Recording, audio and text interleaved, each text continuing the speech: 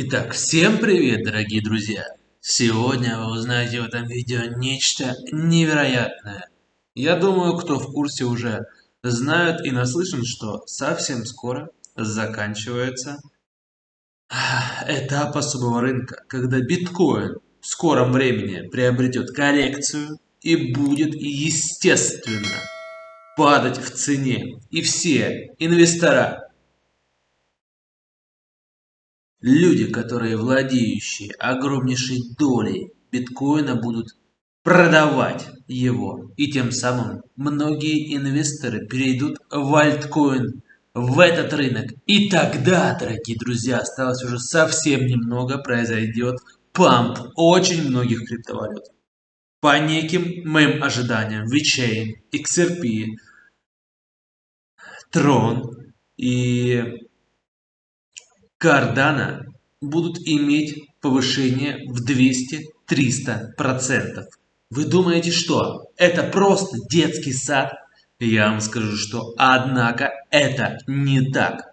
Если вы хотите упустить этот самый момент, вы можете закрыть это видео и заниматься своими делами дальше. Однако я вам этого делать не советую. Лично я приобрел 5 криптовалют, которые сейчас находятся в топ-10.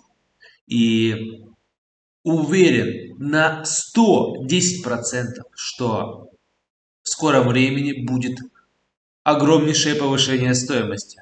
Мои вложения в $1000 окупят мои ожидания. Я намерен выйти из рынка, когда уже закончится сезон альткоинов, не менее суммы в $3000.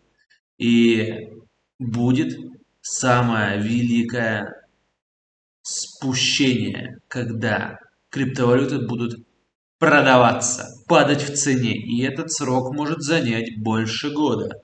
И когда вы нащупаете момент покупки, через определенное количество этого времени вы сможете покупать криптовалюту по очень низкой и выгодной для вас стоимости. Здесь и состоит стратегия, чтобы на конце медвежьего рынка приобрести криптовалюту, получить эти самые 200-300%, продать ее и переждать. Ни в коем случае на нисходящем тренде я вам не советую входить в рынок. Вы имеете все шансы слить свои заработанные деньги. Поэтому вам для размышления топ-10 криптовалют альткоинов, в том числе и эфириум, который легко, по моим ожиданиям, сможет вырасти до отметки в $6000 уже в этом году. Принимать решения исключительно вам.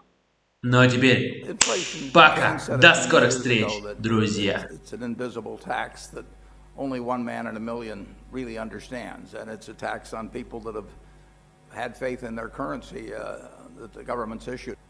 It's interesting in the United States. The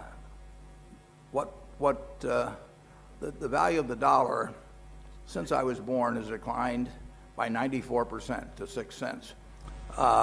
So inflation that they're relatively unfamiliar with or new, and it's just an interesting activity, being a financial regulator and sitting in your chair. So, I mean, when you think about the technology and the challenges that poses, how do you go about the business of identifying and keeping your eye out for the risks, again, not just in or associated with the product, but with the technology itself as it becomes either commoditized or infiltrates the traditional financial marketplace? Well, again, we're for innovation. So really in more mature areas like use of the cloud or artificial intelligence, there continues to be challenges of how regulators look at those things. Does the cloud represent a higher degree of cyber risk? Is artificial intelligence, if you use it, do you perhaps violate concepts of fair lending or disparate impact that are concepts the CFPB has? So all these are questions that really need to be solved. So I consider that kind of the crypto's kind of the new thing. The core fintech are sort of established process that have gotten to some stage of maturity but still need increased level of maturity for regulation. So that's why in that report we kind of separated the two. One, we weren't finished with the digital asset work, so we weren't ready to publish on it.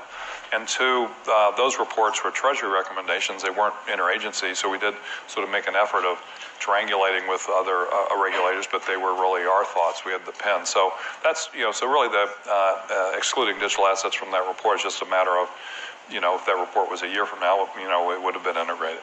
But I do think it's important to look at the nature of fintech, and these are fairly traditional, addressing fairly traditional financial services needs.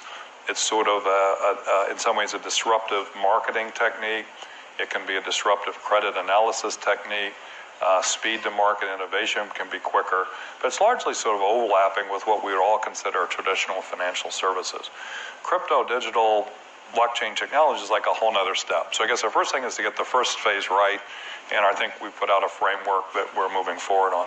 I think on digital, so 3 to 5 years is tricky. If you'd said 30 years, I think I'd give you a more accurate vision. I think 3 to 5 years has a lot of dependencies on, does our economy reopen in the next 6 months? What happens with the presidential election? What happens with China on various immediate issues of national security? So, but what I would say is, if you kind of assume a steady state on all of those things, what I think will happen is 3 to 5 years from now, I think banks will be connecting to blockchains the same way that they connect to SWIFT and ACH and other networks. Right. Once they do that, the nature of banking will begin to change, because while banking will always, I believe, be the key on-ramp and the key value-add service provider in people's financial services lives, they will not be the bottleneck of the transaction of financial services. Instead, they will be nodes on a network along with a lot of other nodes, many of which won't be banks. And that will really change, I think, and allow banks to focus on what they're best at and what we really need them to do. So I think that will happen for sure. I do think that in a world of geopolitical instability, crypto assets in general will grow and become a more significant part of people's lives. That's one of the reasons why, I believe Bitcoin prices are going up in an environment of perceived instability, as people start to believe that the sovereigns are, maybe not as trustworthy as they once were. Bitcoin is not generated by any sovereign. Maybe that's a thing to hang on to. So I think you'll see more of that. But over time, the world tends toward more stability, right? Things reach equilibriums. And so since decentralized things are more stable than centralized things, I would predict that the movement that started 200 years ago with the first Bank of the United States, a movement toward more decentralization, will continue. Banks will adapt to that. They will add value to that, and the world will go on. But it'll go on in a cheaper, faster, more accessible way than it has before. And that'll be through the good work of people like you. So that would be my view. It's awesome. The money movement continues. Appropriate for XRP. There's a lawsuit hanging over Ripple right now. A group of people are saying that XRP and Ripple are sort of tied together, and that they, XRP could consider it an unregistered security. What would you say to them? Well, it's pending litigation, so I'll probably be a little bit, muted on the topic. Suffice it